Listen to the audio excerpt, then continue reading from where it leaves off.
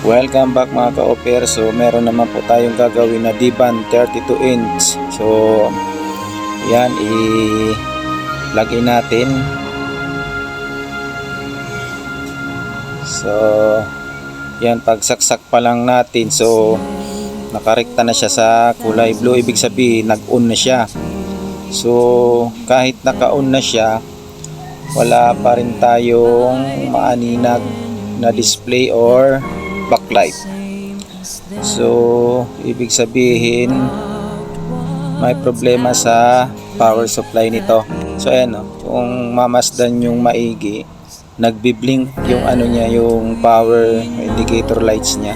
Yung mga tack switch niya na pindutan, hindi na rin mapindot. So ito, binuksan ko na. So ito yung main board, ito yung power supply niya. So ayan, may nakita tayo na isang dotted na capacitor. So titingnan natin yan kung yan lang bang naging dahilan niya kung bakit naka-power on na siya pero walang display at hindi rin mapindot yung mga pindutan niya. So kahit sa remote ayaw din mag-function.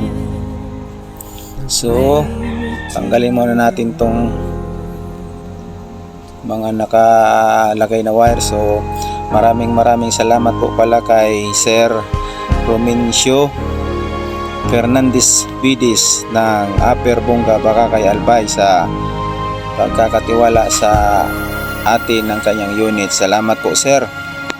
So ito na, natanggal ko na yung mga tornilyo. So mahirap talaga mag video kapag wala tayong taga video, taga hawak ng camera. So kailangan natin ipakita kay sir yung may-ari kung ano ang ginalaw natin dyan para alam niya rin. So ito na yung board, medyo malinis pa naman, so okay pa siya. So ito na. So hindi ko na pala pinakita yung paglagay ng capacitor, pagtanggal. So iisa lang naman ang tinanggal natin, yan lang. So malamang yan lang ang sira niyan. So itatry na natin to kung mag-okay na siya. So ayan, plug in ko na. So dapat mag kulay red uli siya bago mag kulay blue.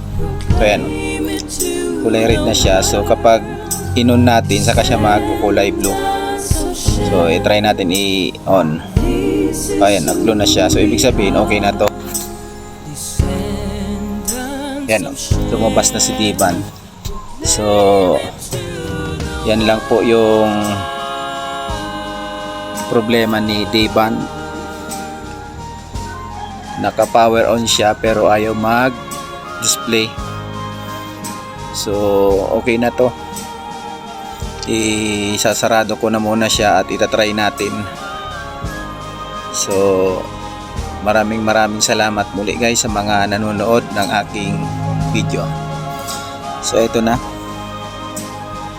ito yung remote nya, yan yung model ng remote. So i-power on na natin. Yan. So okay pa yung display nya. So matagal na rin pala tong naka-stock. So hindi na nila ginagamit. So ngayon lang nila dinala sa atin.